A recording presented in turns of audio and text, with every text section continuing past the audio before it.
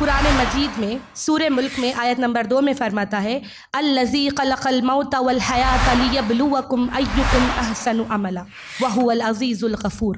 اللہ تعالیٰ کیا فرماتا ہے یہ آیت میں؟ ایسی تو کئی آیتیں ہیں جس میں اللہ تعالیٰ ہمارا مقصد حیات بتا رہا، لیکن تمام آیتوں کا خلاصہ کلام کیا ہوتا ہے کہ اللہ سبحانہ و تعالیٰ کیا کر رہا؟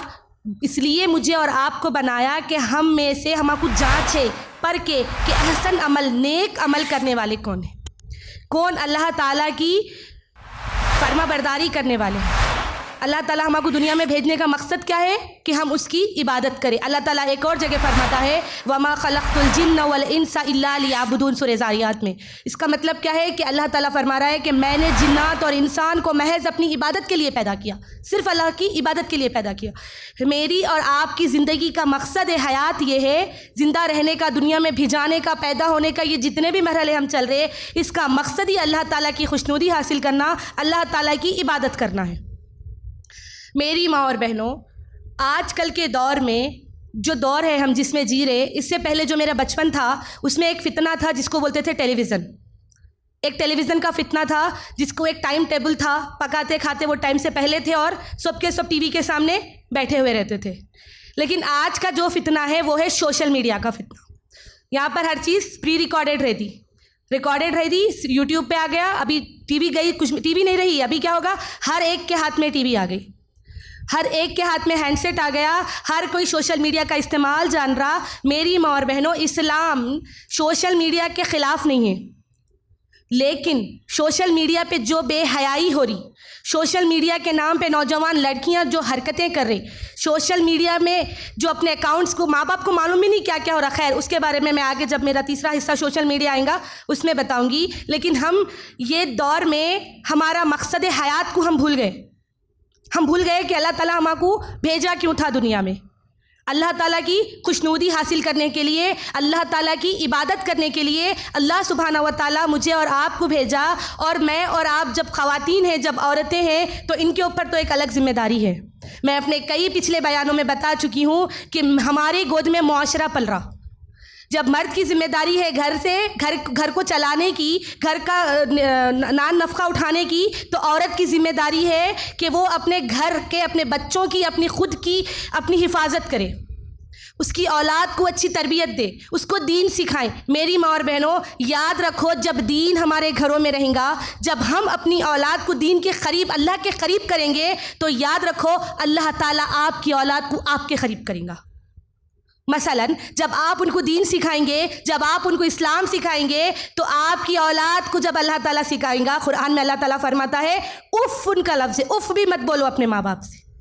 آج سب کیا بول رہے ہیں؟ اولاد نافرمان ہے۔ وجہ کیا ہے؟ ہم بچوں کو دین نہیں سکھائے، ہم بچوں کو اللہ کیا ہے، رسول کیا ہے، اسلام کیا ہے، ایمان کیا ہے، صحابہ کیا ہے، یہ چیز بتائی اس لیے بچوں کو ہم۔ قرآن کا ترجمہ کیا ہے؟ نہیں۔ آج کل قرآن، کتنے لوگ ہیں جو ٹرانسلیشن سے قرآن پڑھے زندگی میں ایک بار بھی؟ بچوں کا ہدیہ کرتے 3 بار ختم کرے بول کے، 3 بار میں ایک بار بھی وہ بچے کو ترجمے سے قرآن نہیں پڑھاتے، 3 بار میں ایک بار بھی وہ مولوی صاحب یا استاد جس کے پاس بچے تعلیم لیتے، انہوں ایک بار بھی بچوں کو اس کا ٹرانسلیشن نہیں سمجھاتے۔ کیا واقعات ہو رہے اس میں نہیں معلوم ہے ان کو۔ جب آپ اپنے بچوں کو دین کے قریب کریں گے، جب ہم ہماری اولاد کو اسلام کے قریب کریں گے، اللہ کے قریب کریں گے، تو اللہ تعالیٰ ہماری اولاد کو ہمارے قریب کریں گا۔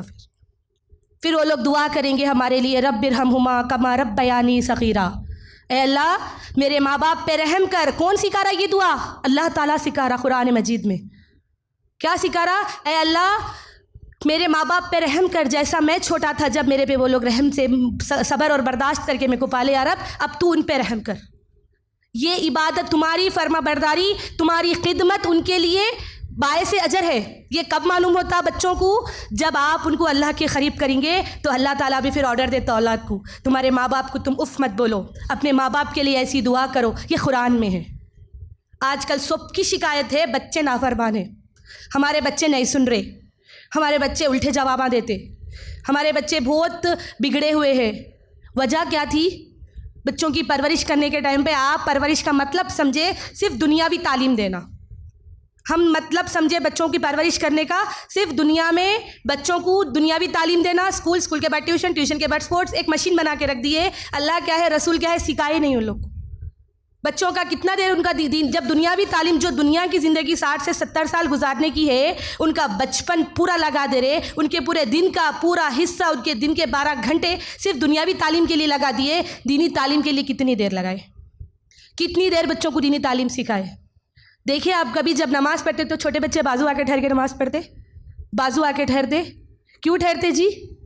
ماحول کا اثر. بچے وہی کرتے جو ہم کرتے، بچے ہم کو کاپی کرتے، بچے ماں باپ کو فالو کرتے، ان کے آئیڈیل بچوں کی ہم ہی رہتے. ہم جب ہینڈ سیٹ لے کے بیٹھ جائیں گے، ہم جب اگر ٹی وی کے سامنے رہیں گے، ہمارا مقصد دنیا رہیں گا، تو بچے وہی دیکھ کے گرو ہو رہے، تو وہی عمل کریں گے بڑے ہو کے. آپ کے پھر فرما بردار، آپ کے خدمت گزار بنتے، یہ امید ہی مت لگاؤ. ہم کیا کر رہے معلوم ہے؟ دنیا سب کچھ ہے بیٹا، تمہارے کو بڑا آدمی بننا ہے، تمہارے کو کامیاب ہونا ہے، تمہارے کو اچھے رینکس لے کے آنا ہے.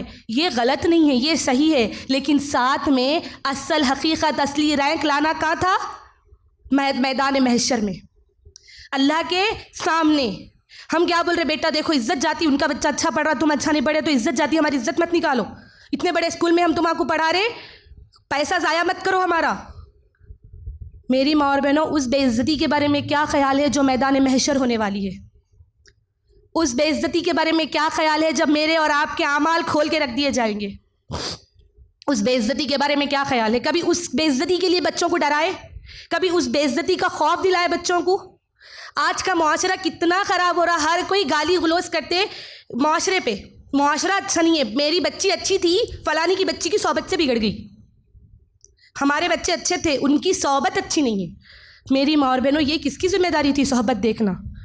یہ کس کی ذمہ داری تھی آپ کی بچی کو اچھی اور برے کی تمیز سکھانا، نیک اور بد کی تمیز سکھانا؟ کس کی ذمہ داری تھی؟ ماں کی تھی. وہ کر رہے جب ماں کہاں بزی تھی؟ پھر گھریلو مسئلوں میں، گاسپس میں، فلانی کے جھگڑے، ننند جیٹھانی، اس میں بزی تھے. آپ کا مقصد کیا تھا؟ صرف آپ کی اولاد کو دنیا میں نیک نکالنا اور اللہ کی عبادت کرنا. اور اولاد کی نیک تربیت بھی، اولاد کو نیک نکالنا بھی آپ کی دنیا کے لیے اتنی، آخرت کے لیے بھی باعث اجر رہیں گا. پھر وہ اولاد آپ کے لیے دعا کرتی جب آپ بوڑھے ہو جاتے، یا اللہ میرے ماں باپ پہ رحم کر.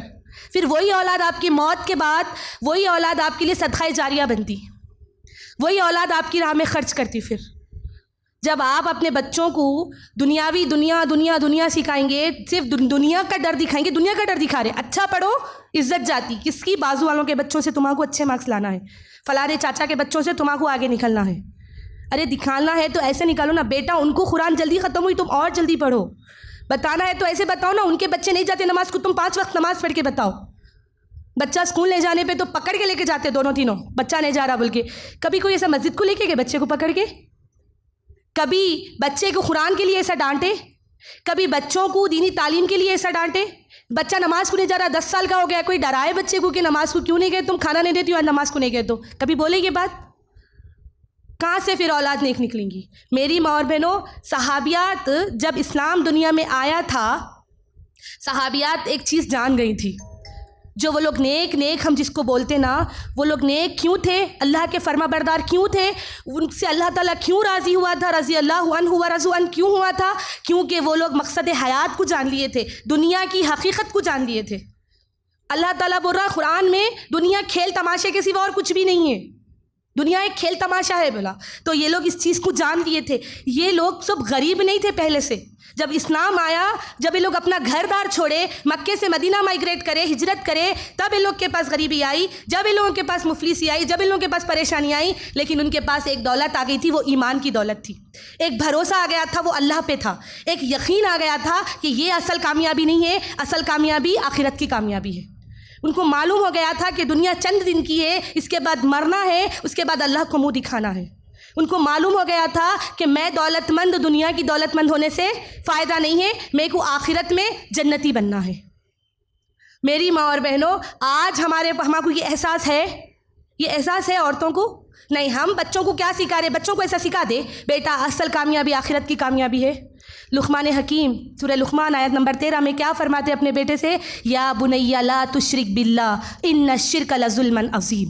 مرض الموت میں ہے، اپنے بچے کو نصیحتیں کر رہے، وہ نصیحتیں ہیں لقمان حکیم کی، تو وہاں پر وہ فرماتے ہیں اے میرے پیارے بیٹے، اللہ کے ساتھ کبھی شرک نہیں کرنا۔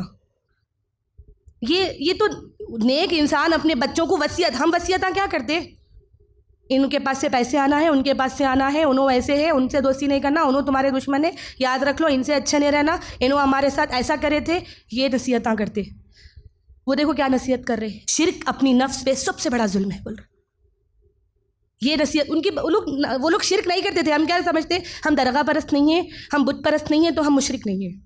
نہیں، شرک تو خیر وہ الگ ٹاپک ہے، یہ بھی کیا شرک ہے، شرک کے کتنے قسمیں ہیں، چھوٹا شرک کیا ہے، بڑا شرک کیا ہے، یہ کون سے رستوں سے شرک ہمارے گھروں میں داخل ہو رہا، وہ اپنے آپ میں ایک الگ ٹاپک ہے۔ لیکن اس سے ہم کو یہ معلوم ہوتا کہ جب مرض الموت میں بھی ہے تو اپنے بیٹے کو دانشمند کیا نصیحت کر رہے؟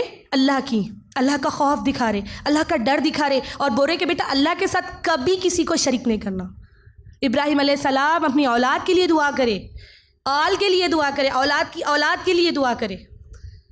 کیا دعا کرے؟ اللہ ان کو دنیا میں راجہ بنا دے بلکہ دعا کرے، اللہ ان کو سلطنت دے دے، ان کو حکومت دے دے بلکہ دعا کرے نہیں، یا اللہ ان کو سجدہ کرنے والا بنا دے، ان کو تیرا عبادت گزار بنا دے، ان کو صراط مستقیم پہ چلنے والا بنا دے۔ ایسی دعا ہے۔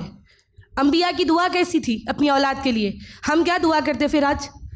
بہت مال و دولت ہونا، بہت ارب و پتی ہو جانا، میرا بچہ بہت بڑے بڑے گاڑیوں میں گھومنا۔ یہ خواہش کرنا غلط نہیں ہے، لیکن اس کے ہی پیچھے لگ جانا غلط ہے، اس کے چکر میں آخرت کو بھول جانا غلط ہے۔ مقصد حیات میرا اور آپ کا دنیا کی کامیابی کبھی نہیں تھی۔ ایک مسلمان، ایک مومن کا مقصد حیات دنیا کی کامیابی ہرگز نہیں ہے۔ ایک مومن کا مقصد حیات آخرت کی زندگی ہے۔ ایک مومن کا مقصد حیات آخرت کی زندگی ہے، قیامت ہے، قیامت میں کامیابی اصل کامیابی ہے، آخرت میں کامیابی اصل کامیابی ہے۔ میری ماں اور بہنوں، دو ہی چیزیں ہیں، ایک جنت ایک جہنم، تیسری چیز اور کچھ بھی نہیں ہے۔ یا تو جنت میں جائیں گا انسان یا تو جہنم میں جائیں گا۔